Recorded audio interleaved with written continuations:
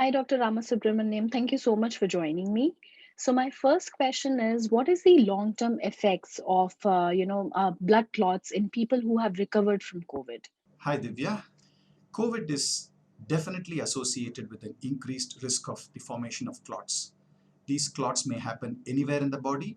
This can happen in the brain, causing stroke, in the heart, causing a heart attack, and also in several other parts of the body, including the abdomen, where the persons may present with severe abdominal pain, which may lead to even gangrene of the intestines.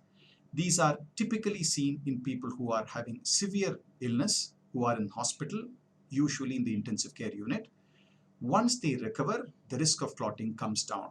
But in patients who have had severe illness warranting ICU admission, we tend to give anticoagulants, that is, medicines to prevent clot formation, generally anywhere from 2 to 4 weeks after discharge.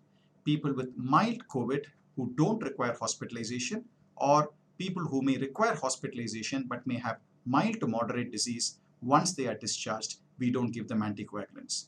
During hospital admission, they are on heparin like drugs to prevent clotting. So what are the long-term effects of COVID? Most people recover in 2 weeks' time once they have symptoms of COVID. But studies have shown that up to 30 to 40% of the population may have symptoms which may extend beyond 2 weeks after the start of symptoms. And these patients are known as long haulers or long COVID.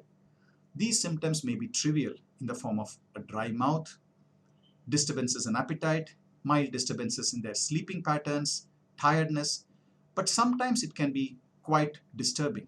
They can have severe loss of hair, they can have panic attacks, they may have severe exhaustion, they may have joint pains, they may have breathlessness when they walk around, and difficulty to concentrate for several weeks. Now, these have to be assessed individually, and the doctor has to address treatment based on each patient's symptoms. So can you elaborate a little bit on the anticoagulants which is given for blood clots?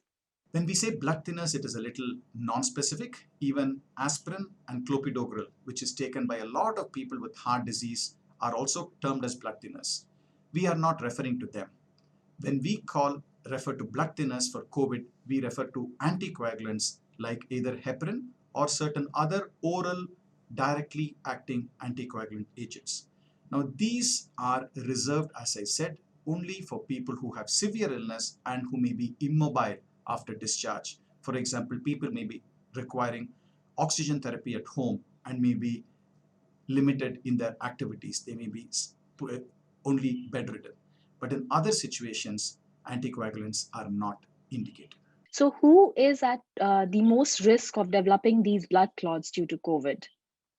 In general, the risk of blood clots in patients who have severe COVID can be as high as 10 to 15%. But when you look at specific population, in people, there is a general increased risk for clotting in those who are elderly, those who may be obese, those who may have a sedentary lifestyle, people who have underlying diabetes, high blood pressure, heart failure, who have had recent surgery, any malignancies, and also if there is a family history of thrombosis or increased clotting. So in these populations who may develop COVID, the risk of clotting is increased. So according to you, should the vaccine be given to somebody who has a blood clotting disorder? Now, there have been reports specifically to do with the Covishield vaccine that in a small number of people, it can lead to an increased formation of clots associated with a low platelet count. This has been seen to happen more often in younger women under the age of 40 or 30. To give you a perspective, the occurrence of this Covishield vaccine associated clotting is about 1 in 100,000 or 1 in a lakh to about 4 in a million. So roughly about 4 to 10 in 1 million people who have received the Covishield vaccine. Now, if I compare this with the risk of clotting in persons, in women who are on the oral contraceptive pill, about 500 to 1,000 women who are on oral contraceptive pill per million can develop clots. If you look at smokers, about 1,500 smokers in 1 million can develop clots. And if you compare that with the COVID illness itself, about 1.5 lakh persons in 1 million who may develop COVID end up with complications of clotting. So this perspective tells us that the risk of clotting due to vaccines is very, very, very, very small. The only caveat we advise is if it is a young woman who needs to be vaccinated and there is an option for a non-Covishield vaccine, go for it. But if there is no option, it is perfectly all right to take the Covishield vaccine because the risk associated to the vaccine is so small when compared to the actual risks of clotting due to the COVID infection or illness. So whenever the vaccine is available at the earliest, take the vaccine. Don't wait around trying to get a better vaccine which may cover all the variants. You're wasting time. Every moment lost, the pandemic is getting worse and more lives are lost. So please take your vaccines at the earliest.